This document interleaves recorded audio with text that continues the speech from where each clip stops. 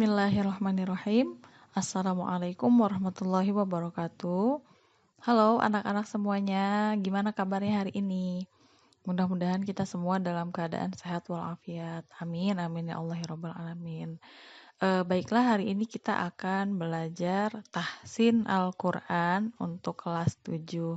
Sebelum kita mulai pembelajaran, marilah kita sama-sama membaca basmalah bersama-sama. Bismillahirrahmanirrahim. Oke, hari ini kita akan melanjutkan materi yang telah dibahas minggu lalu, yaitu, oke kita lihat. Nah, hukum nun mati dan tanwin.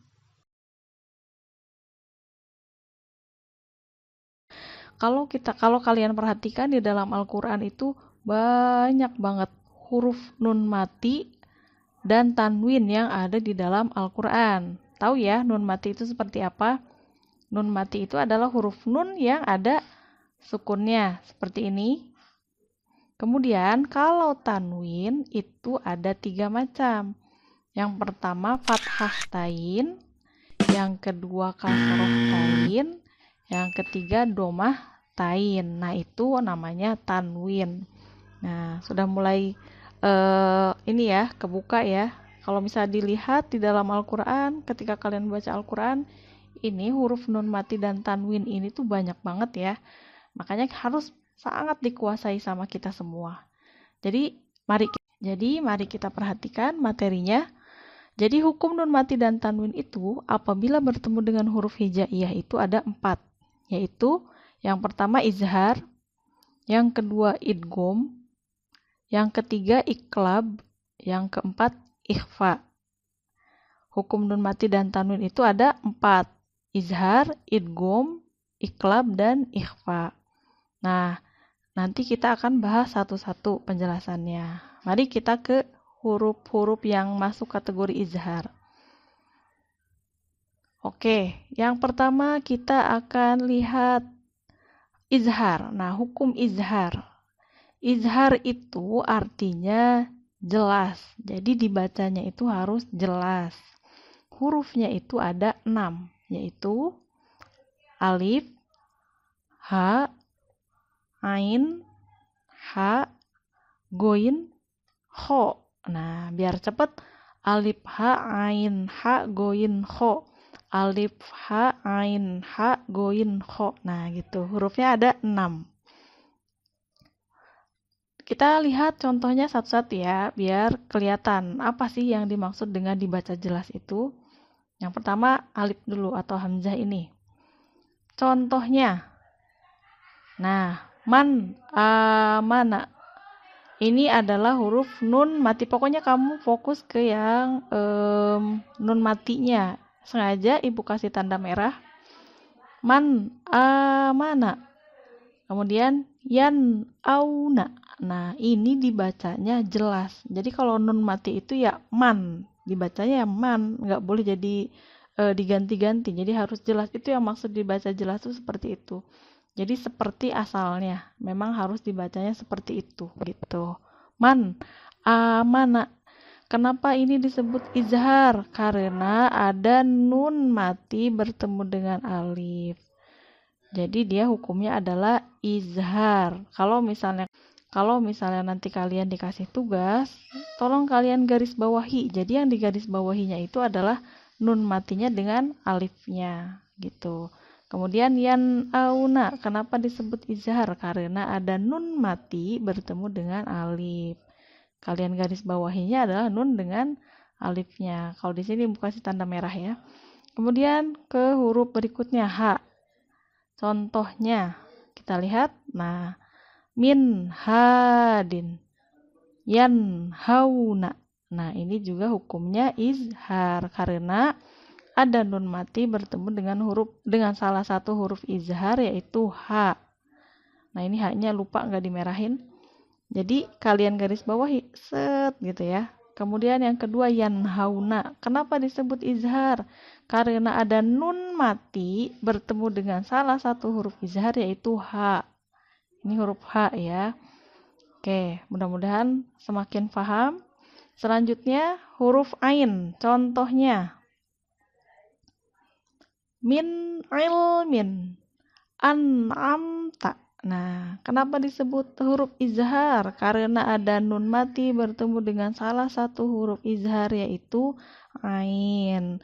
An'amta hukumnya apa? Izhar. Kenapa? Karena ada nun mati bertemu dengan salah satu huruf izhar yaitu ain. Oke, selanjutnya huruf ha. Nah, contohnya min hasanatin. Kemudian selanjutnya contohnya alimun hakimun. Nah, kenapa min hasanatin? Hukumnya adalah izhar. Kenapa? Karena ada nun mati bertemu dengan salah satu huruf izhar yaitu ha. Nah, alimun hakim. Kenapa? Hukumnya apa? Izhar. Kenapa? Karena ada tanwin. Ini nih. Dari tadi kan ini semua nun mati ya. Nih baru ini nih.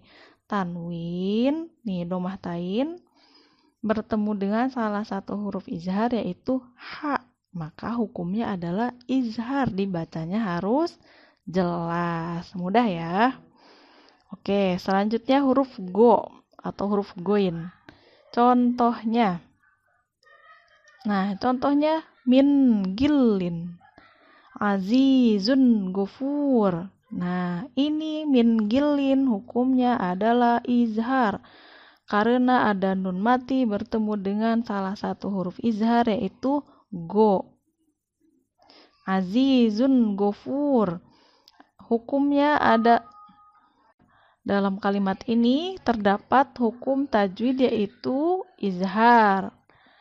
Kenapa hukumnya izhar? Karena ada tanwin. Mana kita lihat tanwinnya? Nah ini. Tanwin bertemu dengan salah satu huruf izhar yaitu go. Maka hukumnya adalah izhar, dibacanya harus jelas. Terakhir huruf kho. Contohnya adalah min khairin al-munkhoniqatu. Nah, min khairin ini terdapat hukum izhar karena ada nun mati bertemu dengan salah satu huruf izhar yaitu kho. Al-munkhoniqatu juga sama, terdapat hukum izhar di dalamnya karena ada nun mati bertemu dengan salah satu huruf izhar yaitu kho. Oke, gitu ya anak-anak, mudah ya. Jadi kita bisa melihat setiap kalimat ini, kalau ada nun matinya, lihat nih setelah nun mati dia ketemu huruf apa nih. Kalau ketemu huruf ha alif atau ha atau ain atau ha atau goin atau kho, berarti dia hukumnya adalah izhar. Mudah ya? Mudah ya? Mudah sekali insya Allah. Kita lanjutkan, ini izhar. Jadi dibacanya harus jelas. Selanjutnya adalah idgham. Idgham itu artinya memasukkan. Nah, kenapa artinya memasukkan? Check it out, kita lihat. Nah, sebelum ke contoh-contoh, kita lihat dulu idgham itu hurufnya sama seperti izhar, ada 6. Kalau tadi izhar alif ha, ain ha, goin ho. Berarti huruf izhar tadi yang alif ha, ain ha, goin ho itu udah milik izhar. Berarti idgham sisanya dari huruf hijaiyah ya. Nah, hurufnya ada 6 yaitu ya, ro, mim, lam, waw, nun. Nah, supaya kalian mudah mengingatnya, kalau tadi izhar mengingatnya alif ha, ain ha, goin ho. Nah, gitu. Kalau idgham ini lebih mudah. Jadi bisa disingkat. Disingkat dengan yarmaluna gitu. Jadi huruf idgham itu ada 6, yaitu ya, ro, mim, lam, waw, nun, disingkat dengan kata yarmaluna. Oke ya, mudah ya. Nah, hukum idgham ini terbagi menjadi 2. Yang pertama, idgham bi gunnah. Kemudian yang kedua, idgham bila gunnah. Nah, idgham bi gunnah artinya dibacanya harus digunnahkan. Idgham bi gunnah, huruf idgham dengan ada gunnahnya. Jadi gunnah itu artinya dengung. Jadi dibacanya sedikit dengung. Nah, hurufnya itu ada 4. Dari mana 4 ini? Dari yang 6 ini. Karena ini bagian dari idgham kan? Nah, kita lihat hurufnya ada 4, yaitu ya, nun, mim, waw. Nah, berarti ya, nun, mim, waw. Nah, disingkat yanmu gitu. Idgham bi guna. Berarti dari yang 6 ini udah diambil 4, tinggal 2 ya. Nah, itu milik idgham bila guna. Oke, kita langsung ke idgham bila guna. Kalau tadi idgham bigunah itu adalah dengan dengung atau digunakan. Nah, ini dengan tanpa gunah. Jadi idgham bila guna artinya dibacanya tidak boleh digunakan. Nggak boleh dengung. Hurufnya ada 2. Dari mana Bu yang 2 ini? Dari yang 6 tadi ya. Karena yang 4-nya udah diambil sama idgham bigunah, sisa lah 2. Yaitu lam dengan ro. Nah, disingkatnya lari. Nah, enak ya. Biar kalian hafal. Lari. Nah, yang di mana-mana yang hurufnya ada lam sama ro atau yang hurufnya lari, berarti idgham bila guna. Bukan hurufnya yang lari-larian ya. Lari itu lam dan ro. Jadi kalau ada nun mati atau tanwin ketemu dengan ke-6 huruf ini, berarti dia hukumnya idgham. Tinggal ditentukan aja dia idgham apa nih, idgham bigunah apa idgham bila guna. Jadi kalian harus hafal hurufnya. Oke, baik anak-anak, sekarang kita akan bahas contohnya ya, biar lebih mengerti mengenai idgham bigunah dan idgham bila guna. Kita lihat contohnya satu-satu. Yang pertama idgham bigunah dulu. Tadi hurufnya ada 4 ya. Ya. Nah, satu-satu. Ya, kita lihat contoh di huruf ya. Tadi idgham bigunah 4. Ya, nun, mim, dan waw. Disingkatnya yanmu. Sekarang kita yang huruf ya dulu. Contohnya adalah ayyab riba. Satu lagi khairoyyaroh. Nah, tadi kan idgham itu artinya memasukkan. Berbeda dengan izhar yang dibacanya memang harus jelas. Kalau izhar kan di mana-mana huruf nun mati itu kan dibacanya an, ya kan? Memang dia hakikatnya gitu, an, jelas dibacanya. Itu adalah kalau dia bertemu dengan kenapa dia seperti itu, karena dia bertemu dengan huruf izhar. Tapi beda lagi kalau dia bertemu dengan huruf idgham. Jadi dia harus memasukkan. Kenapa dibilangnya memasukkan? Karena nunnya itu dilewati, langsung masuk ke huruf berikutnya, yaitu huruf idghamnya. Jadi dibacanya ayyab riba gitu. Ayyab riba. Oke, paham ya? Nah, jadi nunnya itu dilewati, langsung masuk ke huruf ya. Oke, ini nun mati. Sekarang kita lihat yang tanwin. Tanwin di sini ada fathatain, khairoyyaroh. Harusnya kan dibacanya khairon yaroh. Itu kalau bertemu dengan huruf izhar. Tapi karena dia bertemu dengan huruf ya, itu nggak boleh dibaca ron. Karena hukumnya sudah idgham biguna. Khairoyyaroh. Khairoyyaroh masuk ke huruf ya. Khairoyyaroh. Nah, biasanya ditandai dengan tasydid biasanya. Tapi ada juga di Quran tertentu memang tidak ada tasydidnya. Karena kita semua sama ya menggunakan Al-Qur'annya cetakan dari Departemen Agama. Jadi insya Allah semuanya sama ditandai dengan tasydid khairoyyaroh gitu. Tapi yang penting itu kalian harus ingat hurufnya. Oke. Selanjutnya huruf nun. Contohnya adalah kita lihat. Nah, faman nakatha yauma idzin na'imah. Nah, gitu. Kebetulan dia bertemunya dengan huruf nun, jadi nggak kelihatan masuk. Kalau misalnya ini kan kontras ya. Harusnya an yadriba, tapi karena ada huruf idgham jadi ayyadriba masuk. Kalau ini karena sama hurufnya jadi seolah-olah nggak masuk. Padahal dia yang dibacanya itu langsung masuk ke huruf nun berikutnya. Faman nakasa yauma idzin na'imah. Kenapa disebut faman nakasa? Hukumnya apa? Hukumnya idgham bigunnah. Kenapa? Karena ada nun mati bertemu dengan salah satu huruf idgham bigunnah, yaitu nun, gitu ya. Yauma idzin na'imah. Hukumnya apa? Idgham bigunnah. Kenapa? Karena ada tanwin bertemu dengan salah satu huruf idgham bigunnah, yaitu nun. Oke, gitu. Selanjutnya mim. Contohnya. Nah, mim mashhadi sururum marfu'ah. Nah, ini terlihat ya, jelas. Jadi dia masuk ke huruf berikutnya. Mim mashhadi. Padahal kalau misalnya seharusnya dibacanya kan min. Karena dia bertemu dengan huruf idgham bigunnah, jadi dia masuk ke huruf berikutnya. Mim mashhadi. Mim mashhadi. Sururum marfu'ah, bukan sururun. Jelas ya kenapa dia hukumnya idgham, karena idgham itu tadi artinya memasukkan. Jelas karena masuk ke huruf berikutnya. Mim mashhadi. Terdapat hukum apa di sini? Idgham bigunnah. Kenapa? Karena ada nun mati bertemu dengan salah satu huruf idgham bigunnah, yaitu mim. Kemudian sururum marfu'ah. Terdapat hukum apa di sini? Hukum idgham bigunnah karena ada tanwin bertemu dengan salah satu huruf idgham bigunnah, yaitu mim.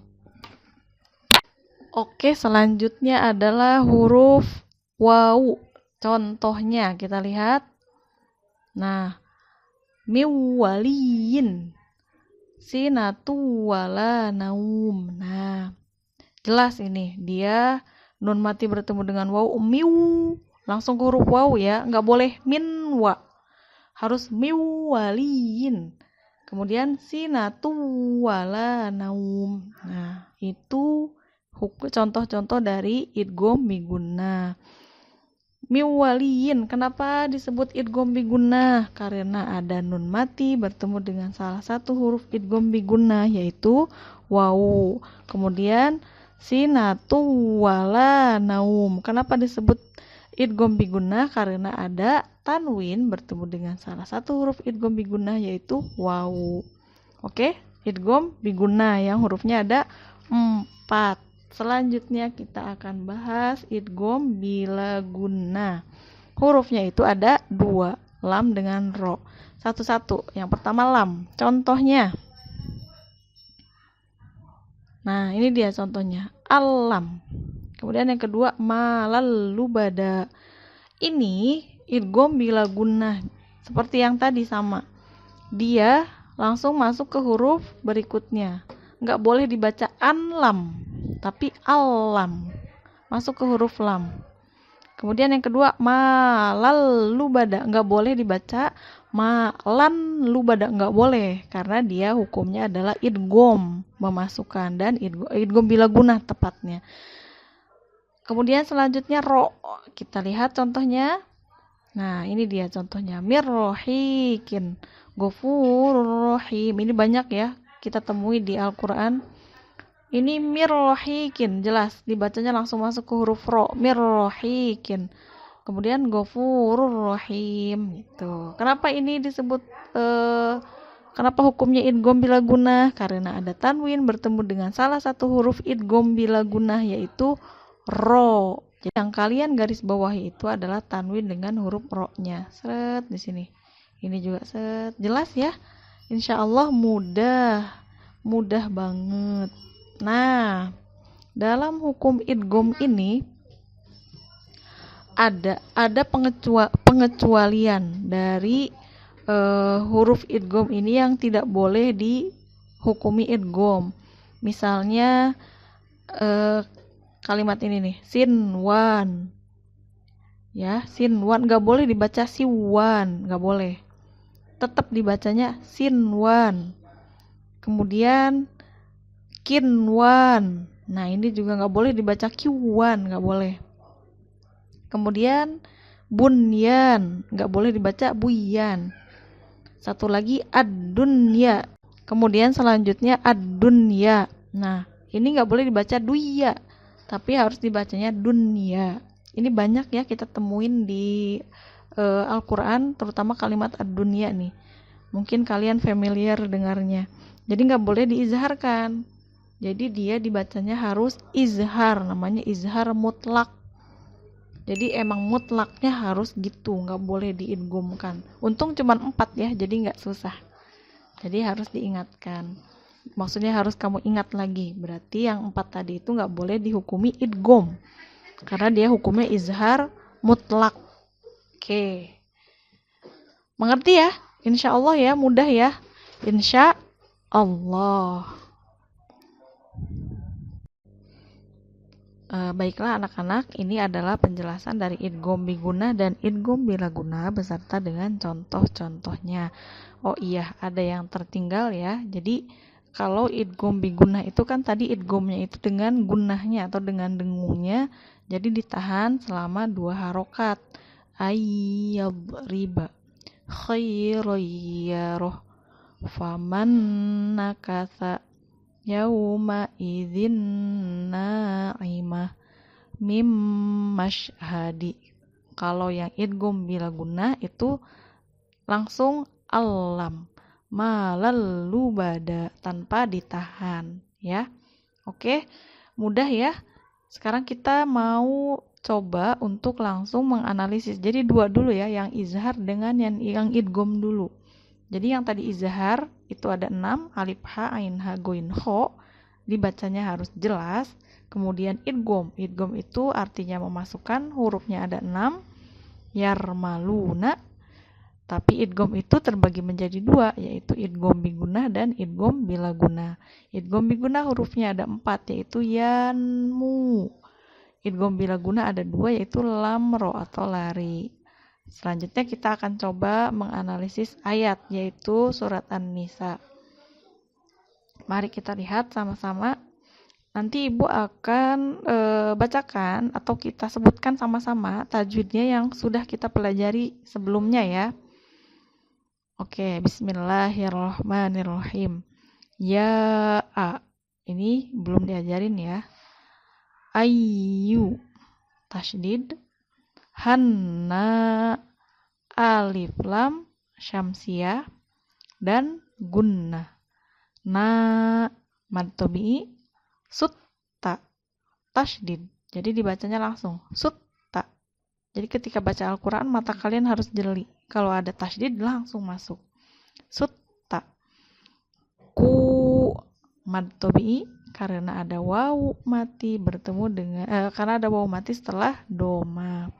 Robba tasydid, ku qasar, mulla tasydid, zi mad tabi'i, kho la ko qasar, kummi belum diajarin ya sama Ibu. Kita lanjut, minna. Nah, ada nun sukun atau nun mati nih. Huruf nun kemudian ada sukunnya. Berarti ada hukumnya nih. Tadi udah diajarin apa ya? Nun mati ketemu huruf nun. Apa ya hukumnya tadi? Kalau izhar alif ha, ain ha, goin ho, berarti bukan. Kalau idgham yar maluna. Oh, ada huruf na, berarti dia masuk ke hukum idgham. Idgham apa? Idgham bigunna. Minna. Kenapa disebut idgham bigunna? Karena ada nun mati bertemu dengan salah satu huruf idgham bigunnah yaitu nun.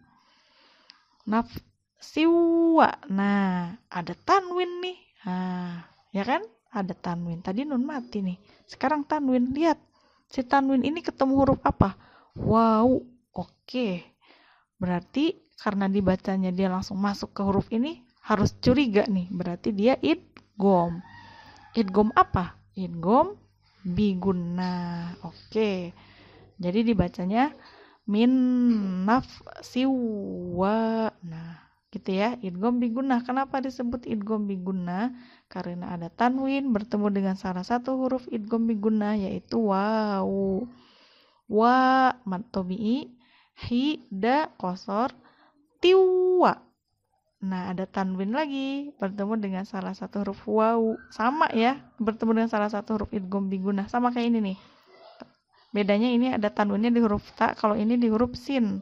Sama hukumnya, yaitu idgham bi gunnah. Karena ada tanwin yaitu kasroh tain bertemu dengan salah satu huruf idgham bi gunnah yaitu waw. Gampang kan? Insya Allah.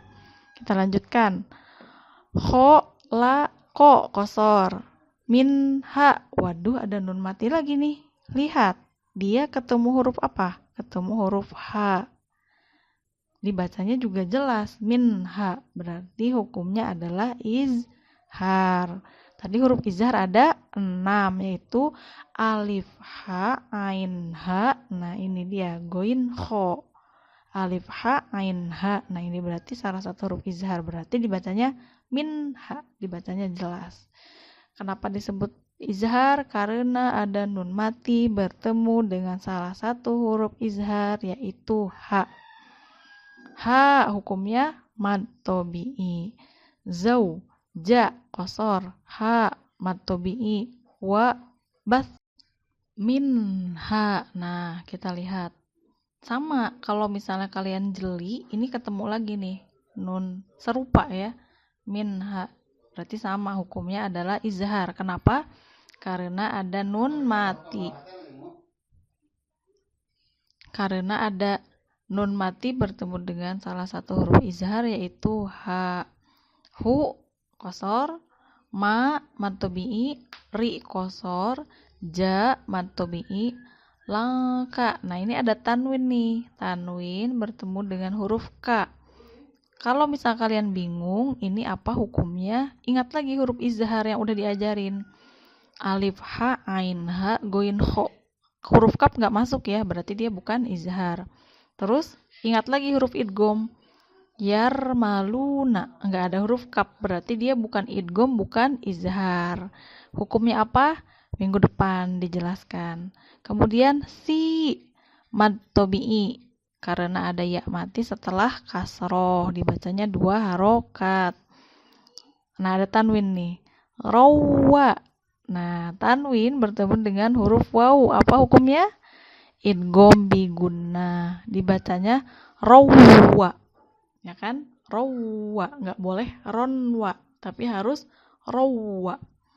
Kemudian wa itu kosor, ni kosor. Kosor itu pendek ya, dibacanya pendek. Wa, ni gitu. Nggak boleh wa, ni. Nggak boleh, karena yang dibacanya panjang itu pasti mad. Kemudian sa'a, ini belum diajarin. Watta, tasydid, kulloh, belum diajarin ya. Halla, tasydid, zi, mad tobi'i, ta kosor, sa'a. Ini harusnya ada kayak bendera gitu ya di sini ya. Sa'a ini belum diajarin. Lu, mad tobi'i, na kosor, bi kosor, hi, wa belum diajarin. Wal, a, alif lam, komariah, ar belum diajarin juga. Ha, mad tobi'i, ma kosor, inna, gunnah, nauloh belum diajarin ya. Kemudian ha kosor, ka mad tobi'i, na kosor, a kosor, lai belum diajarin, kumro belum diajarin, ki mad tobi'i, terakhir ba. Kalau di akhir ini nggak boleh dibaca ban ya. Ba ini ada hukumnya, tapi nanti diajarkan. Udah deh, selesai. Jadi kalau misalnya kamu mau menganalisis ayat satu huruf, jangan tergesa-gesa, pelan-pelan. Nggak apa-apa kita pelajari dulu hukumnya. Kalau misalnya kalian sudah menguasai mad tobi'i, kemudian yang kosor, jadi harusnya kalian udah lancar. Insya Allah. Jadi mudah-mudahan kalian semuanya paham. Sampai sini ya. Kemudian untuk 2 hukum lainnya, ikhfa dan iklab, itu kita lanjutkan di minggu depan. Sengaja supaya kalian fokus kedua yang tadi, idgham dan izhar. Kita bandingkan dulu antara idgham dan izhar. Semakin sering kalian bandingkan, semakin kalian analisis ayat, insya Allah kalian akan menguasainya. Kalau sudah menguasai hukumnya, insya Allah bacaannya juga akan semakin lancar dan semakin baik. Terima kasih atas perhatiannya. Mudah-mudahan Allah berikan kemudahan kita dalam mempelajari Al-Quran, karena belajar Al-Quran itu bagi setiap muslim itu adalah fardhu ain atau wajib. Terima kasih atas perhatiannya. Kita tutup dengan pembacaan hamdalah sama-sama.